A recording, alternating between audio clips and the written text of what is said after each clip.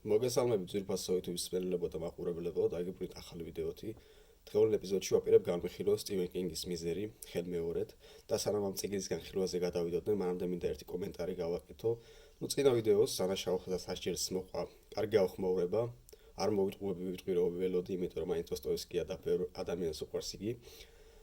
და რაც არხი შეიქმნა, ცუდი კომენტარი ფაქტობრივად ხარ არის, ერთი ორის გამოკლებით. ძირითადად არის რჩევები და შენიშვნები.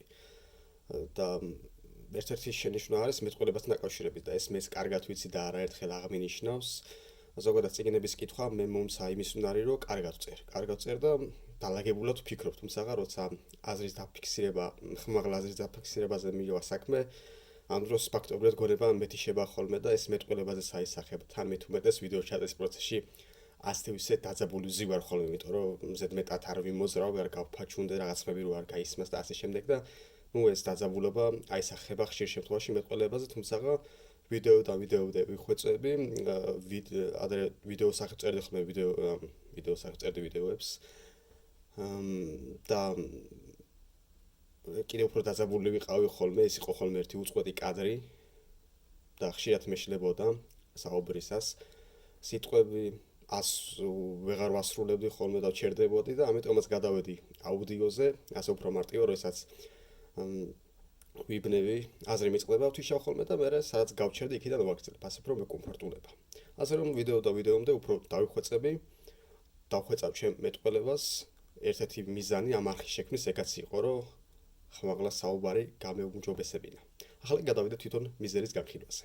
მიზერი გამოსცა კინგმა 1987 წელს. რამდენიმე წლის შემდეგ გამოვიდა მასზე ფილმიც, თუმცა ფილმზე მოგვიანებით ვისაუბრებ.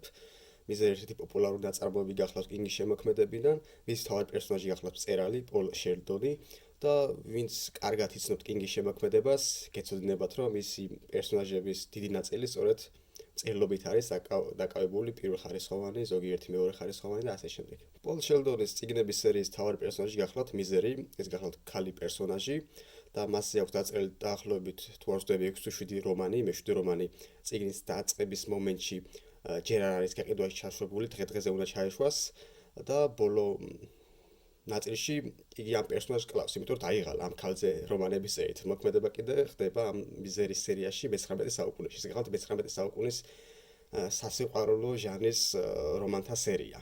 და გადაწყვიტა პოლმა, რომ ბედის სხვა ჟანრში ეცადა, მან დაწერა რომანი ჩქარი მანქანები თუ სწრაფი მანქანები, რომელშიც მოქმედება ხდება მე-20 საუკუნის დასაწყისში და მთავარი პერსონაჟები არიან ქუჩის ბიჭები, რომლებიც მისდევენ ქურდობას, ამით ირჩევენ თავს, ირჩენენ უბრალოდ ბილს იტყვავენ და ასე შემდეგ და აი წიგნი როცა იწყება რომანი, ბოლო გვერდებს წერს, მიაწერს დასასრულს და ტრადიცია აქვს ესეთი წიგნს ყოველთვის ასრულებს ხოლმე ერთ-ერთ დიდ რესტორანში, მწერალია და რა თქმა უნდა ამერიკელი მწერლებს ფული რა თქმა უნდა არ აკლიათ და ამ სასტუმროში წერს ხოლმე მოკლედ ბოლო გვერდებს, შემდეგ ახსნის სვირად ღირებული შამპანურს, ერთ ჭიქას დალევს და მოწევა დიდი ხანია დაანება თავი, თუმცა თავს აჯილდოებს ხოლმე ამით, რომ ერთ ღერს სიგარეტს ეწევა. ამ შავ ვერსიას წიგნისას ჩადებს ჩემოდანში, ჩაჯდება თავის Ford Mustang-ში, მიუხედავად იმისა, რომ მანამდე რადიოში გამოაცხადეს, რომ კოლორადო შტატში მოსალოდნელია ძლიერი ქარბუქი და თოვა და თავი შეიკავეთ გარეთ გასვლისგანო, პოლი ამ ასე ვქვია გაფრთხილებას არ დაუჯერებს, ჩაჯდება მანქანაში და გაემართება. მას აქვს იგი აპირებს ჩავიდეს ამერიკის აღმოსავლეთ რომელიღაც შტატში, ზღვისპირა ქალაქში უნდა დასვენება. და მოხდება უბედურება, ამოვარდება ქარბუქი, ხარიშხალი და თოვლიან გზაზე მას მანქანა მოუცურდება, გადავარდება გზიდან ხევში და ბედად ჩამოივლის მშველელი ქალბატონი ენი ულკინსი, რომელიც არის ამ მწერალის პოლის დიდი ფანი. იმას რა ჯობია თუ კი ასეთ გაჭირებულ მომენტში შენ თაყვანისცემელი მოგევლინება გამხარეს სახით, მაგრამ ყველაფერი ასე მარტივად არ არის. ენი თავის დროზე მუშაობდა მეტად, ეგთანი იყო და პოლს რამოდენიმე დღის შემდეგ გაეღვიძება ამ ქალის სახლში, საწყლში და ფეხები ძალიან სტკივა, თუმცა შეხეული არის და ეს რა თქმა უნდა ენის დამსახურება გახლავთ. თავიდან ყველაფერი კარგად იწყება. ენი და პოლი საუბრობენ მის შემოქმედებაზე, ენი უყვება რომ გიждდება მიზერის სერიაზე, ამ მომენტში ჯერჯერობით მე-7 ნაწილი არ არის გამოსული, სადაც პოლი ამ პერსონაჟს კლავს და ენის რა თქმა უნდა ვერ ექნება ფიზიკურად ეს ნაწარმოები წაკითხული და როცა გამოვა და შეიძენს ენი და სიხარულით აცნობებს რომ აი მე ვიყიდე და ეხლა ვიწყებ კითხვასო და რომ დაასრულებს და ბოლო მომენტში მივა და აღმოაჩენს რომ მიზერი კვდება ეს ქალი რადიკალურად შეიცვლება ის აღარ არის საყვარელი თაყვანისმცემელი საყვარელი ექთანი რომელიც პოლზე ზრუნავდა საშინელ ადამიანად იქცევა მიხვდება პოლი რომ ეს ქალი ფსიქიკურად არ არის გაწონასწორებული და ამის შემდეგ აგრეთვე პოლს საშინელ რაღაცებს დამართებს რა რაებს დამართებს ნერლა მოგითხრათ ამის ყველაფერს და აგრეთვე უნდა ავახსენო პოლს ჩანთაში ემოდან შედო ახალი ნაწარმოები სწრაფი მანქანები როგორ დასყიში ვახსენე და პოლს ყავდა ორი ცოლი ორივეს გაშორებული იყო და ერთ-ერთმა ცოლმა არაერთხელ ურჩია რომ როცა წიგს დაწერო აუცილებლად გააკეთე მისი ასლები იმიტომ რომ შეიძლება დაგეკარგოს ტრანსფერები დაგეწვას და ასე შემდეგ 1000 უბედურება ხდება და არასდროს უჯერებდა თავის მეუღლეს და ენი ამ ნაწარმოებს წაიკითხავს და ნუ პოლს გაუბრაზდება იმიტომ რომ როგორც ვახსენე მე-20 საუკუნის ქუჩის ბიჭებზე მოგვითხროს რომელიც ბილს იტყოვებენ და ენი ამაზე გაცხარდება რომ მე შეეგონია რომ მე ესე ყოველი სიტყვის ბოლოს ვიგინდები და ბილს იტყოვებო და შემოავორებს ოთახში მაყალს ბენზინს და პოლს მისცემს ასალს, რომ გამოკრას და თავის ხელი დაწვავს ეს საზღარი ნაწარმოები. ამაზე დიდი ტრაგედია რა შეიძლება იყოს წერილისთვის, მე არ ვიცი. თან პოლი არის დამოკიდებული წამლებზე. ენი ასმევს მას წამალს, რომელიც ტკივილის დროებით უყუჩებს, მაგრამ საბოლოოდ არაფერს არ შველის რა. იმედს არ იძლევა ეს წამალი, როდესმე პოლი ფეხზე დადგება და ფეხზე გაივლის ისევ. და ენი ეუბნება, თუ გინდა რომ წამლები მიიღო და ტკივილი გაგიჩერდეს, შენი ნაწარმოები უნდა დაწვა. და პოლი საშინელ დღეში არის ოფსკურის პირას დგას და ბოლოს მაინც წამალს აირჩევს და საკუთარი ხელი დაწვავს საკუთარ ნაწარმოებს, რომელსაც ალბათ ვეღარასდროს ვეღარ აღადგენს, ვეღარასდროს მისცემ და მისცემს იმნაირ სახეს, რა სახითაც ეწერა კონკრეტულად იმ ფურცლებზე. იმიტომ რომ ესე მარტივი არ არის, წერალი არ არის, იმას გონია რომ ადამიანს წერას თავის ნაწარმოები თავიდან ბოლომდე ახსოვს, ადამიანს ხოლმე ახსოვს მისი რაღაცა მოკლე შინაარსი და კონკრეტული იდეა ხა ერთ-ერთი ადამიანს არ შეუძლია თავის ნაწარმოები ხელმეორედ გააცოცხლოს ამდენად არ ქონდეს მას იგი წაკითხული და პოლი დაწვას მოკლედ თავის ნაწარმოებს ენი რა თქმა უნდა დაკმაყოფილდება და ნუ აქედან იწყება მთელი უბედურების სერია ასე რომ ვთქვათ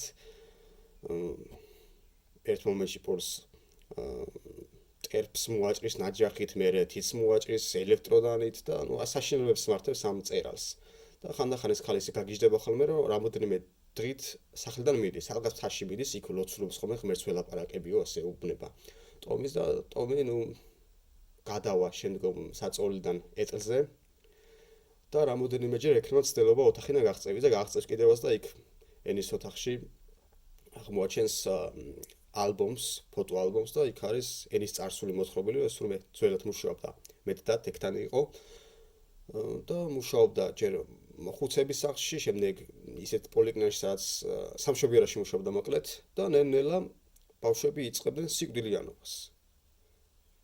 და ბოლო მომენტში ენიზე მივიდა ეჭვი, მაგრამ სასამართლო ვერაფერი ვერ დაუმტკიცა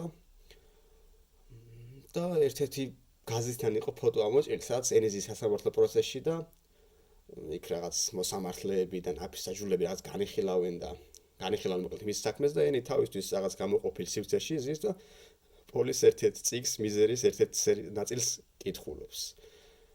ნუ რა თქმა უნდა, შემდეგ ენი გაარკვევს, რომ პოლმა გამოაღწია ოთახიდან და საშინელებას დამართებს, აი ერთ მომენტში სწორედ ნაჯახით მოაჭრის ტერფს და მოკლედ ენი ასეთ რამეს შესთავაზებს პოლს, რომ მან უნდა დაწეროს მიზერის მეორე ნაწილი, სადაც ამ პერსონაჟს გააცოცხლებს. როგორც მოგითხარით, მეშვიდე ნაწილში კლავს და ამაზე ენი გაცხარდება და ეტყვის, რომ ეს ნაწარმოები პირადად შეგვიძლია უნდა დაწერო, დაუდგავს მაგიდას, დაუდგას აწერ საბეჭდ მანქანას და პოლი იწყებს წერას. პირველი ვერსია თავიდან უგულოდ წერს და ენის არ მოუწონება და შემდეგ პოლი იწყებს მეორე ნაწილის წერას და ნელ-ნელა მუღამში აზარში შედის. მუზა მოდის და ენიც კითხულობს ყოველ ახალ დაწერილ გვერდს და ელოდება შემდეგ გვერდებს როდის დაწერს ერთი სული აქვს და ამ დროს პოლი აცნობიერებს რომ წიგნის დასრულება უდრის მისი სიცოცხლის დასრულებას, რომ როგორც წიგნის დასრულებს და ენი ბოლო გვერდს ჩაიკითხავს, პოლის მოკრავს და თავსაც მოიკრავს რა, ერთგვარ რომანტიკას ხედავს ხალი ამ ყველაფერში. შეშლილი არის როგორც ვახსენე იგი, ფსიქიკურად არ არის გაწონასწორებული და გარე სამყაროში კიდე რა ხდება? გარე სამყაროში, პოლის მანქანა თვალს რაღაც ქვემოთ ჩაიტანა ხევში, მდინარეს პირას და თვეების შემდეგ აღმოაჩენენ, მანამდე იგი დაკარგულად და აბა ზოგიერთმა მაინც გარდაცვლილად გამოაცხადა და ენის სახლში მოდიან ხოლმე ხანახან პოლიციელები და პოლი ჩაყავს ამ მომენტში სარდაფში, რომ დასახმარებლად არ დაუძახოს მათ და ვისაც დაუძახებს, იმათ ცუდი დღე დაადგება და აგრეთვე სატელეფონო ხაზი აქვს ერის გათიშული, რომ ვერავისთან ვერ დარეკოს პოლმა, გვერდზე უახლოესი მეზობლები რამოდენიმე კილომეტრის მოშორებით ცხოვრობენ და ფაქტობრივად პოლი არის ტყვეობაში და ენის კრანჭებში ყავს მოქცეული და მისი დასასრული ერთადერთი რაც არის, ეს არის სიკვდილი. პოლი რა თქმა უნდა ამ ყველაფერს კარგად აცნობიერებს და იგი იწყებს ვარჯიშს. საბეჭდ მანქანას იღებს ხოლმე და ზემოთ წევს და ქვემოთ ესე ვარჯიშობს ამ საბეჭდ მანქანით, კუნთებს იმაგრებს, აგრეთვე წამლების დალევას თავს ანებებს, ტაბლეტის ტიპის წამალი არის რა, პლასმასში არის მოქცეული ეს რაღაცა ფხვნილი წამალი რეალურად და ამ ფხვნილის საწოლის ქვეშ აგროვებს და პლასმას ყავს ხოლმე, პლასმას არაფერი ზიანი არ მოაქვს მისი ჯანმრთელობისთვის. და ნელა ფეხები უმჯობესდება, ფეხების ჯანმრთელობა, თუმცა როგორც გითხარით, ტერფს მოაჭრის ნაჯახით და იმ მოჭრილ ფეხს ფიზიკურად ვეღარ აღედგეს ადამიანი. და როგორ დასრულდება ხან ნაწარმოები, ეს ორი პერსონაჟი შეებრძოლებიან თუ არა ერთმანეთს, ვინ გადარჩება, ვინ მოკვდება, ეს თქვენზე მომინდია. ძალიან კარგი წიგნი არის, ძალიან დაძაბულად იკითხება, სამჯერ მაქვს აკითხული და მე პირველად ვნახე ჯერ ფილმი და შემდეგ წიგნი წავიკითხე და მაინც დაძაბული კითხულობდი მიუხედავად იმისა, რომ ვიცოდი რა და როგორ განვითარდებოდა წიგნში მოქმედება სიტუაცია. ფილმზე თქვათ 1-2 სიტყვა 90 წელს გამოვიდა 3 წლის შემდეგ რომანის გამოცემიდან და ჩემი აზრით ეს მთავარი პერსონაჟები იდეალურად არის შერჩეული. ამ ენის როლის შესრულებული ქალბატონი იმდენად ოსტატურად შეასრულა ეს აიზღარი ქარის როლი, რომ ნებისმიერ სხვა ფილმში ვნახო, ყოველთვის მშთება შთაბეჭდილება იმის, რომ უარყოფითი პერსონაჟი არის. იმდენად ოსტატურად შეასრულა და პოლის როლის შესრულებაც ძალიან კარგი მსახიობი არის, ორივე ჩემი აზრით მოუხდა ამ როლს და ასეთ ისე მიყვება წიგნს. ფილმი რაღაცები გადახვევები არის, მაგალითად თუ ნაჯახით მოაჭრის თლიან ტერფს წიგნში, ფილმში უბრალოდ ფეხებს შორის ჩაუდებს ხის მორს და უროთი მოატეხავს ორივე ფეხს და მოტეხილი ფეხი აღდგენადი არის მოჭრილისგან განსხვავებით. ამ წიგნით ჩვენ კინგმა დაგვანახა, რომ მოძალადე არ შეიძლება იყოს ხოლმე მამაკაცი, ის შეიძლება იყოს ქალიც და მსგავსი მოძალადე ქალი პერსონაჟი მე მახსენდება მე-19 საუკუნის ლიტერატურიდან, ეს გახლავთ ალექსანდრე დიუმას სამი მუშკეტერი, გახლავთ ერთ-ერთი მთავარი ბოროტმოქმედი, ქალბატონი მილედი, რომელიც თავისი მიზნების მისაღწევად ყველა და ყველაფერზე არის წამსვლელი, ადამიანის მოწამლა, მოკლა და ასე შემდეგ. თან ენი არის ამ ნაწარმოებში საკმაოდ მოზრდილი ქალბატონი და პოლი მასთან შედარებით ტანიდას პატარაა და მით უმეტეს დაუძლურებულია და ვერ გადაადგილდება და ფაქტობრივად ძნელია ასეთ ყოფაში დაუპირისპირზე გიგანტურ ადამიანს, თუნდაც იგი ქალი იყოს. ახლა ხანს გადავალე თვალი ამ ჩანაწერებს და რამოდენიმე შეცდომა დამიშვია, ერთ-ერთ მომენტში სასტუმროს მაგრად თქვი რესტორანი და თავი პერსონაჟ პოლს რამოდენიმეჯერ ტომი დაუძახე, ამაზე მქონდა დაწყეში საუბარი, რომ როცა ხმავალ ლაპარაკობ ხანდახან გონება მეთიშება მეთქი, მაგრამ რაც შემეშალა და ვაღიარე და დღეს კი ამით უნდა დაგემშვიდობოთ, ჯერჯერობით არ ვიცი ახალი ნაწარმოები რა შეიძლება განვიხილო, ალბათ ისევ ძველებს მიუბრუნდები და ხელმეორედ განვიხილავ მათ და რა შეგიძლიათ სრული სამი მოეწონოთ ეს ვიდეო, გამოიწეროთ ჩემი არხი, კარგად მივდივართ, წინა ვიდეომ კარგად მომიმატა, მოკლედ გამოწერები და ძალიან მიხარია და რავი, დაგემშვიდობებით, კარგად ბრძანდებოდეთ.